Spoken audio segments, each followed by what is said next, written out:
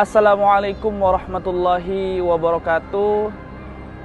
Perkenalkan, nama saya Fikri Rofiul Haq, usia 24 tahun, asal Cilengsi, Bogor, Jawa Barat, Indonesia. Dan saya sebagai relawan kemanusiaan Mercy yang ada di jalur Gaza. Saat ini saya mengungsi di sebuah sekolahan bernama Sekolah Jinin yang ada di sekitar Rumah Sakit Eropa di kota Khan Yunis, jalur Gaza bagian selatan.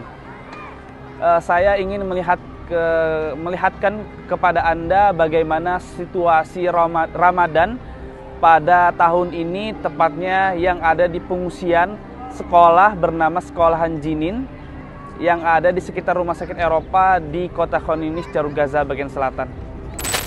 Assalamualaikum.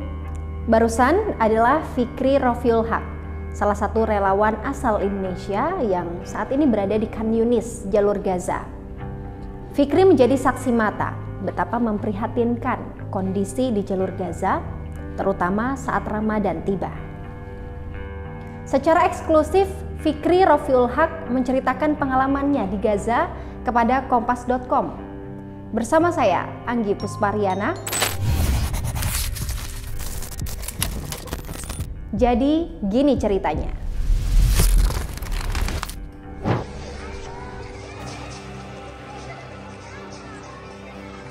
Meski tinggal dengan segala keterbatasan, semangat warga di jalur Gaza tak hilang begitu saja. Mereka tetap mengisi waktu luang dengan berbagai kegiatan, salah satunya hafalan Al-Quran. Assalamualaikum warahmatullahi wabarakatuh. Teman-teman, kembali lagi bersama kami relawan Mercy yang ada di jalur Gaza. Nah teman-teman, di sela-sela agresi militer Israel, anak-anak yang ada di jalur Gaza terus melakukan kegiatan mereka, ya, bukan hanya bermain tapi mereka juga masih terus melakukan hafalan Al-Quran ataupun murojaah hafalan Al-Quran, karena sejak dini warga Gaza ini, ya, mereka adalah para penghafal Al-Quran. Hampir semua mereka ketika sudah memasuki sanawiyah atau SMA, mereka sudah hafal Al-Quran semua, hampir semuanya. Nah, dan ini tentunya tidak mudah, jadi mereka dididik sejak dini oleh orang tua mereka untuk menghafal Al-Quran, untuk mempelajari Al-Quran, bagaimana cara membaca Al-Quran, tajwid, tahsin, dan bagaimana mereka untuk menghafal Al-Quran sebanyak 30 juz. Nah, salah satunya juga relawan kita, Mas Reza Aldila, beliau juga menjadi salah satu guru untuk mengajarkan bagaimana bacaan yang benar untuk anak-anak yang ada di jalur Gaza. Karena Mas Reza Aldila sendiri perlu diketahui, beliau juga sudah menghafal Al-Quran 30 juz di Indonesia. Ketika beliau sampai di Palestina, beliau mendapatkan sanad Al-Quran yang langsung ke Rasulullah SAW, dan beliau mendapatkan sanad Al-Quran terdekat yang ada di jalur Gaza, yaitu mengambil sanad bersama Syekh Hani Ali. Bener ya Bang? Syekh Hani Ali, ya? Ya, beliau mengambil sanad terdekat. Jadi Syekh Hani Ali ini memiliki sanad Al-Quran ke Rasulullah itu paling dekat di jalur Gaza atau Palestina. Jadi beliau alhamdulillah beberapa tahun lalu sudah mendapatkan sanad atau sanad Al-Quran melalui Syekh Hani Ali ini untuk jalur bacaan terdekat dengan Rasulullah SAW. Dan setiap paginya ini rutin dijalankan, sudah beberapa minggu sudah rutin dijalankan, alhamdulillah. Dan anak-anak ini saat ini sedang belajar tahsin Al-Quran bersama Ustadz Reza Aldila.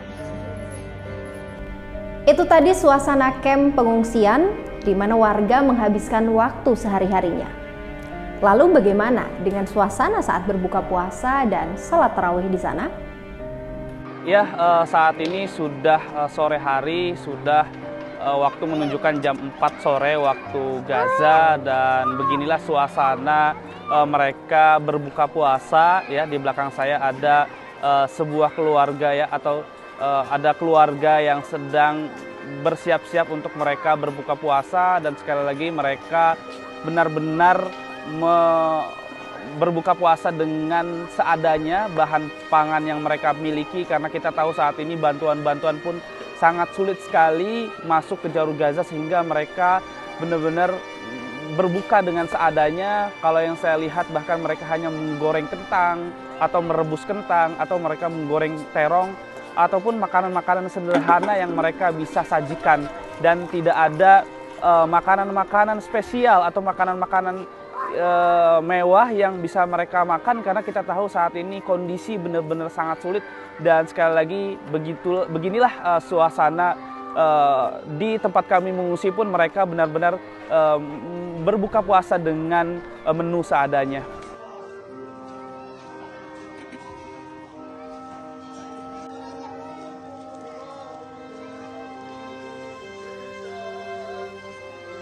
Ya, teman-teman, alhamdulillah di sekolahan tempat mengungsi kita ini saat ini di belakang sedang melaksanakan sholat Isya begitu, dan setelah itu nanti dilanjutkan dengan sholat tarawih.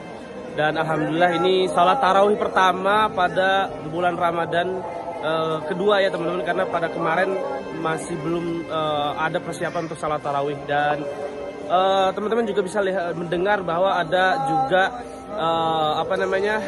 sholat yang ada di masjid begitu, tapi mungkin sepi dan juga memang sangat mengkhawatirkan tempat sholat tarawih tersebut.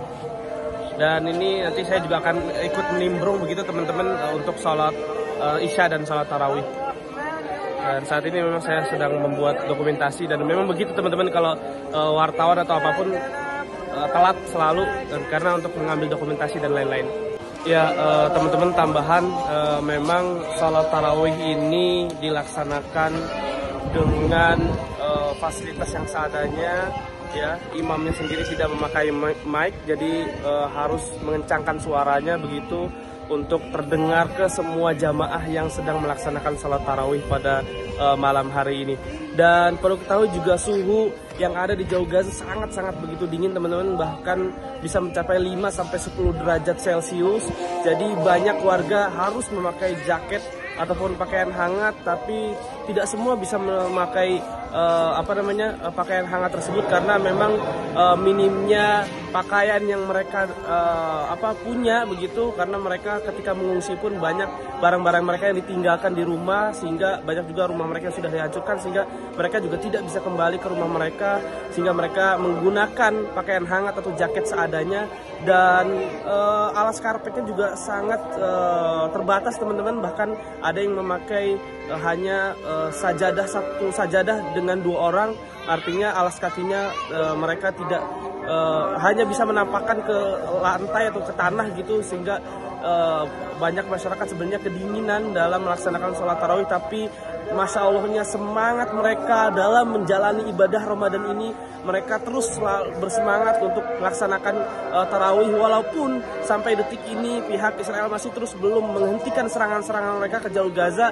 dan belum adanya genjatan senjata secara permanen ataupun sementara. Dan saat ini memang sedang sholat witir ya teman-teman.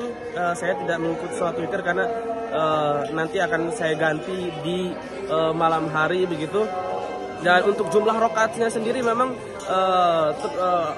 mayoritas mereka melaksanakan dengan 11 rakaat, walaupun sebelum perang juga saya pernah hadir di sebuah masjid yang lebih dari 20 rakaat dalam untuk sholat tarawihnya sendiri teman-teman.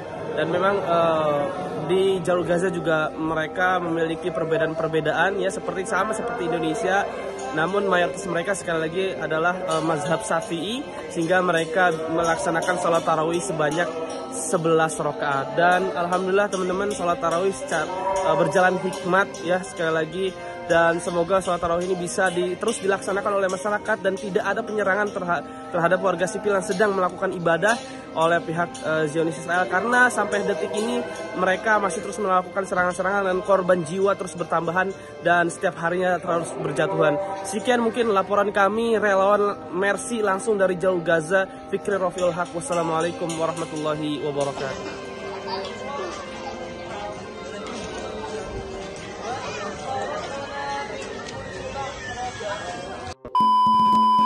Eits, tarik napas dulu sebelum ceritanya dilanjutin. Cuma mau bilang makasih buat kamu yang udah ngikutin episode-episode di Jadi Gini Ceritanya. Buat yang belum subscribe, jangan lupa. Biar gak ketinggalan cerita baru, nyalain juga loncengnya. Serangan Israel bukan hanya membuat tempat tinggal warga kehilangan, namun stok makanan dan juga pendidikan di Jalur Gaza juga sudah terhenti. Tunggu cerita selanjutnya.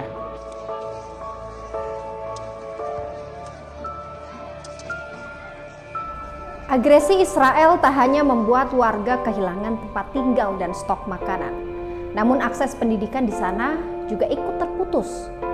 Kondisi ini dialami Fikri Rofiul Haq, salah satu mahasiswa asal Indonesia di Jalur Gaza yang kini juga menjadi korban perang Israel. Fikri terpaksa berhenti kuliah lantaran kampusnya luluh lantak usai dibombardir militer Israel. Ya, tentunya yang paling saya rindukan adalah kedua orang tua saya dan juga adik-adik dan serta keluarga yang lain. Dan tentunya kami merindukan sekali karena saya sudah 4 tahun belum pernah pulang ke Indonesia dan juga